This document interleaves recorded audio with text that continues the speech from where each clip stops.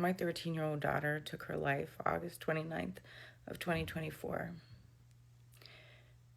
We took her off of life support September 2nd of 2024.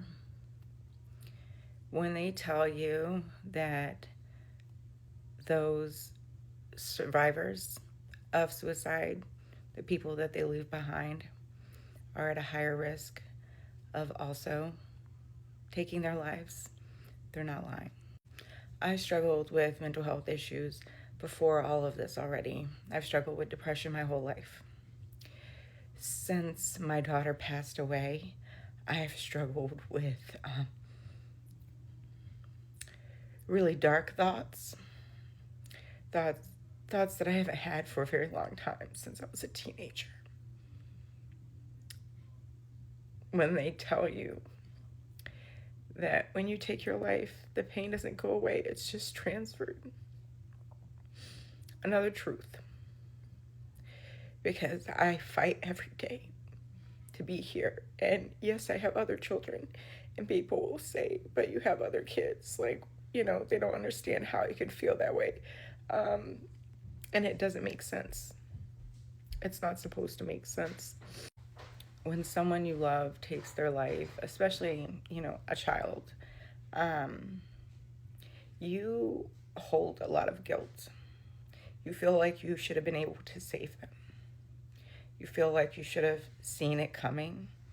And so not only are you holding the fact that you missed those signs and you didn't save them, that guilt eats you up. And for me, at least, my mind is constantly telling me that I failed and that there was something that I could have done to save her. And I know people are going to tell me that, no, that's not true. You didn't fail her. But no amount of people telling me that is ever going to change that feeling. I've also had so many thoughts of, why her and not me? She was 13 years old. She had her whole life ahead of her. My son, who was 8 years old at the time, is the one who found his sister. He saw her first. I walked in behind him.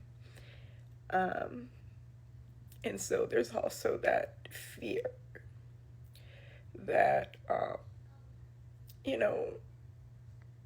he could struggle with that too, that I'll have to watch out for him, because now he's at a higher risk of also making that decision. And what scares me so much is he is really struggling. And I don't come on and I don't talk about it a lot. I'm not going to go into details, but,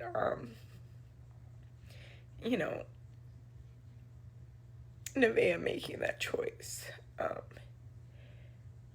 has had a rippling effect on every single person in her life who loved her and still love her.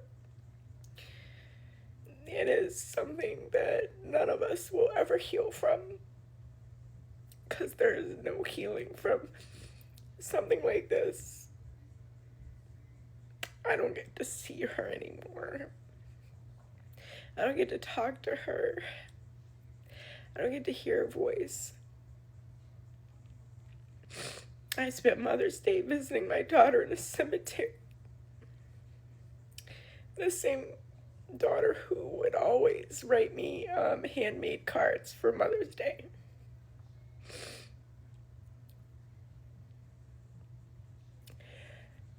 I say this because if you are someone out there who is contemplating taking your life, I am begging you, please don't do that. Don't do that to the people that love you. Don't do that to yourself. I used to tell my daughter all the time that, everything that she was feeling was going to, it wasn't going to be permanent. She would feel happy again. She would feel joy again. She would laugh again. That those feelings at that time weren't forever. The same way that happiness and joy and all of those positive feelings don't last forever, neither do the bad ones. Neither do the ones that hurt. But you have to ride them out to get to the good ones.